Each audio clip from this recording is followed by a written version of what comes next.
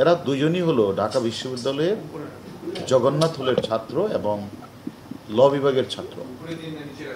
তাদেরকে গ্রেপ্তার করার পরে তারা আমাদের কাছে যে স্বীকার করলেন যে হ্যাঁ, আমরা প্রশ্নপত্রটার সমাধানের জন্য 29 তারিখের আগেই ওই যে প্রশ্নটার সমাধানের দায়িত্বরা পেয়েছিল এবং সমাধান করার জন্য তাদেরকে ওই জ্যোতির্ময়ের চাচা অসীম সে বলছে তোমরা যতটা প্রশ্ন সলভ করবা তোমাদের প্রত্যেকটার জন্য 12,000 15,000 টাকা দেওয়া হবে।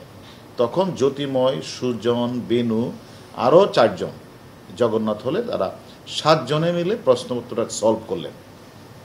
আর এদিকে অসীম যে জ্যোতির্ময়ের চাচা সে আবার যত লোকের কাছ থেকে পরীক্ষা পাস করিয়ে দেওয়া, রিটেন পাস করিয়ে দেওয়া, চাকরির জন্য 10 লাখ 12 লাখ টাকা কন্ট্যাক্ট করেছেন এবং পরীক্ষা যাওয়ার আগেই তার মোবাইলগুলিতে ডিভাইসের মাধ্যমে উত্তরপত্র চলে যাবে সেই ইয়েতে তাদের কারো কাছ থেকে 3 লাখ, কারো কাছে 5 লাখ, আর রিটেনে পাস করে তাদের কাছ থেকে বাকি টাকাটা নেবে, এ শর্তে তারা চুক্তিবদ্ধ হবে।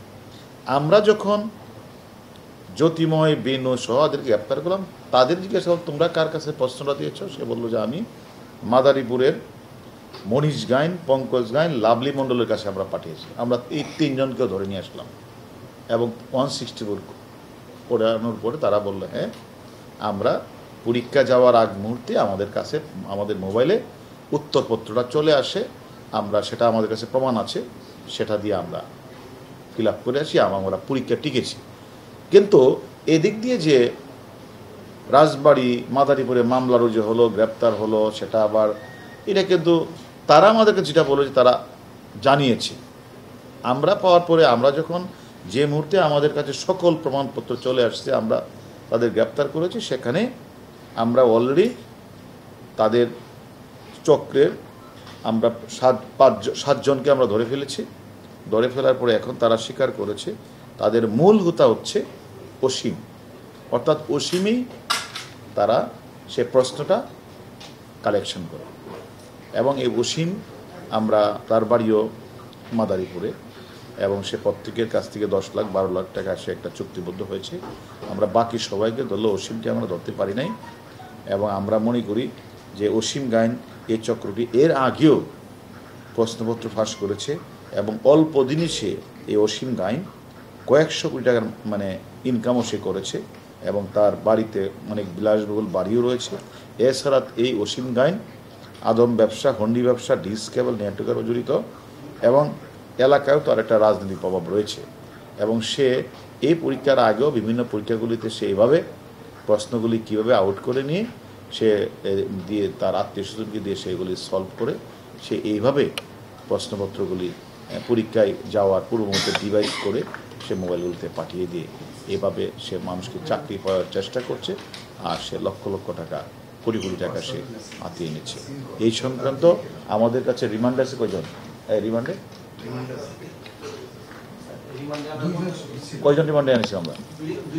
হ্যাঁ, আমরা যে রিমান্ডে এনেছি, রিমান্ডে এসে তারা আদালতেও এগুলি মানে স্বীকার করেছেন এবং আমি মনে করি যে আমরা এর সাথে আরও যারা যারা জড়িত, যারা প্রশ্নটা সমাধান করেছে তারাও যেমন স্বীকার করেছে, আর যারা প্রশ্নটা পেয়ে পরীক্ষা হলে গিয়ে পরীক্ষা দিয়ে পাস করেছে তারাও স্বীকার করেছে। আর এদের যে মূল হোতা অসীমকেও আমরা গ্রেপ্তারের আমরা পরিকল্পনা আমরা গ্রেপ্তার করার জন্য আমাদের টিম অভিযান পরিচালনা করছে। আমি মনে করি এই সংক্রান্তে যারা যারা প্রশ্নপত্র পেয়েছে তাদেরও ছাড় দেব না, আর যারা যারা এই প্রশ্নপত্রটা মানে কোথা থেকে নিয়ে আসলেন, কার কাছ থেকে নিয়ে আসলেন, সেটাও আমরা খুঁজে বের করার চেষ্টা করছি। মাদারীপুরে তো একটা মামলা রুজু হলেন, তাদেরকে পরীক্ষা হলেই ডিভাইস সহ তাদের গ্রেপ্তার করা হলো। আরেকটি মামলা হলো রাজবাড়িতে, সেখানেও কিন্তু একজনকে গ্রেপ্তার করলো পরীক্ষা হলে ডিভাইস সহ উত্তরপত্র সহ, সে কিন্তু আদালতে 164 করলেন পরীক্ষার পরপরই। কিন্তু তারপরে যখন ওইখানে এসপি সাহেবের রিকোয়েস্টে আমাদের ডিবির সাইবার টিম তারা আবার কাজ শুরু করে, আমরা যখন গ্রেপ্তার করলাম ঢাকা বিশ্ববিদ্যালয়ের আইন বিভাগের 2 জন ছাত্রকে, তারা কিন্তু স্বীকার করলেন যে আমাদের চাচা অসীম আমাদেরকে প্রশ্নটা সমাধান করার জন্য দিয়েছে, আমরা সমাধান করেছি।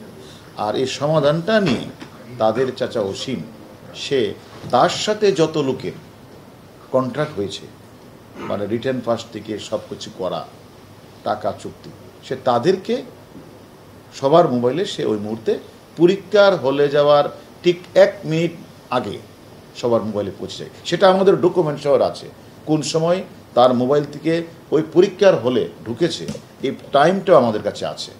অতএব তারা যদি বলে পরে ঢুকেছে, এটা বললে কোনো লাভ হবে না। পরীক্ষা 10টা শুরু হয়েছে, 10টায় প্রশ্নপত্রটা তার মোবাইলে ঢুকেছে। সব কিছু মিলে আমাদের কাছে প্রমাণপত্র আছে, আপনারা নিয়ে যাবেন। আমরা মনে করি আমরা কাজ করছি। আমরা এর আগেও আপনারা জানেন এই বাংলাদেশ ব্যাংকের 5টা সরকারি ব্যাংকের প্রশ্নপত্র ফাঁস হয়েছিল, আপনারা জানেন। সেই সময় কিন্তু প্রশ্নপত্র ফাঁস হওয়ার পরে পরীক্ষা হয়ে গিয়েছিল। আমরা তা বের করার পরে, সবাইকে অ্যারেস্ট করার পরে আমরা বাংলাদেশ ব্যাংকের গভর্নর স্যারের কাছে গিয়েছিলাম। স্যারকে বলার পরে এর আগে আপনারা জানেন আমরা বিমানের পরীক্ষা প্রশ্ন পাশ হয়ে সেখানে আমরা এক মেজরের সম্পৃক্ত, মেজরের চাকরি চলে গেছে। আমরা মনে করি আমরা গতকালের আগের দিনও আপনারা লক্ষ্য করেছেন যে সেখানে যারা মানে সার্টিফিকেট, মানে মূল সার্টিফিকেট সরবরাহ করে তারা আপলোড করে দিচ্ছে অনলাইনে, তাদের চক্রকে আমরা ধরেছি। আমরা মনে করি যারা প্রশ্নপত্র ফাঁসের সাথে জড়িত, এই কাজটা আমাদের ডিবি আমরা সবসময় পরীক্ষা শুরু হওয়ার আগ থেকে করি, পরীক্ষার পরেও আমরা করি।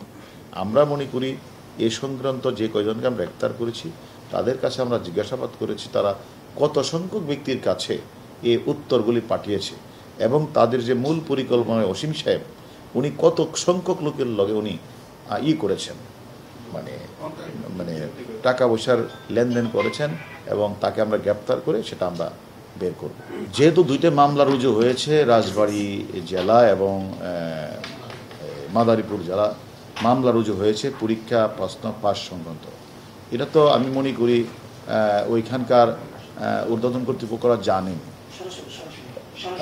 তারপরে আবার যেহেতু আবার ওইখানকার এসপি সাহেব আবার আমাকে বললেন যে আমরা যেন এটা আর গভীরভাবে দেখি, সেটা আমরা তো তদন্ত করতে গিয়ে তো আমরা যা বের করলাম সেখানে তাদের সাথে তারা যে বলেছে প্রশ্নপত্র আউট হয়েছিল আমরা প্রমাণ পেয়েছি। এবং আমরা ঢাকা বিশ্ববিদ্যালয়ের 3 জন, জগন্নাথ হলের 3 জন ছাত্র যারা ল বিভাগে পড়ে, আইনের ছাত্র, তাদের গ্রেপ্তার করেছি। এবং এদের সাথে 7 জনের একটা গ্রুপ ছিল, এই 7 জনেই বুয়েট এবং ঢাকা বিশ্ববিদ্যালয়ের ছাত্র। এবং যারা প্রশ্নটা পেয়েছেন, পরীক্ষা হলে গিয়েছেন, তারা পরীক্ষা কয়টায় পেয়েছেন সেটাও আমরা বের করেছি। এবং তারা কিন্তু রিটেন পরীক্ষা উত্তীর্ণ হয়েছেন যারা আমাদের কাছে গ্রেপ্তার। অতএব আমরা বিষয়টা ঊর্ধ্বতন কর্তৃপক্ষকে জানাবো, এবং এটা ঊর্ধ্বতন কর্তৃপক্ষ কী করবেন এরা তাদের বিষয়। আমাদের কাজটা হচ্ছে আমরা তদন্ত করছি, তদন্তের সাথে যারা টাকা লেনদেন করেছে, তাদের যেমন অপরাধ করেছে, যে সকল অভিভাবকবৃন্দ টাকা লেনদেন করেছেন তার নিজের সন্তানকে পাশ করার জন্য, পরীক্ষায় চাকরি পাওয়ার জন্য, তারাও অপরাধী, তাদেরও আমরা গ্রেপ্তার করব। এখন 2টি পক্ষকে, যারা নিয়েছেন এবং যারা দিয়েছেন, আমরা উভয় পক্ষকে আইনের আওতায় নিয়ে আসবো।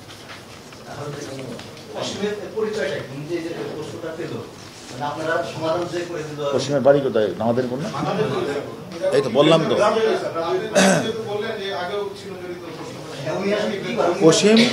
অসীম আমরা যে যাদেরকে গ্রেপ্তার করেছি তারা কেউ কেউ বলেছেন যে অসীম আগেও এ ধরনের কাজটি করেছেন। এবং অসীম গাইন তিনি অল্প দিনের মধ্যে এত তাড়াতাড়ি কিভাবে অনেক টাকার মালিক হলেন, এবং তার নিজ এলাকায় বিলাসবহুল বাড়ি করেছেন। এবং এছাড়া তিনি যে আরও ব্যবসা করেন, আমাদের তথ্য এসেছে, আদম ব্যবসা, হুন্ডি ব্যবসা, ডিস কেবল ব্যবসা, নেটওয়ার্ক ব্যবসা করেছেন, এগুলো আমরা তথ্য পেয়েছি। আমরা তার সম্পর্কে আমরা তাকে গ্রেপ্তার না করে আপনাদেরকে আমরা পুরাবর্তিত হইতে পারবো। তাকে আমরা গ্রেপ্তার করার জন্য আমাদের টিম কাজ করছে।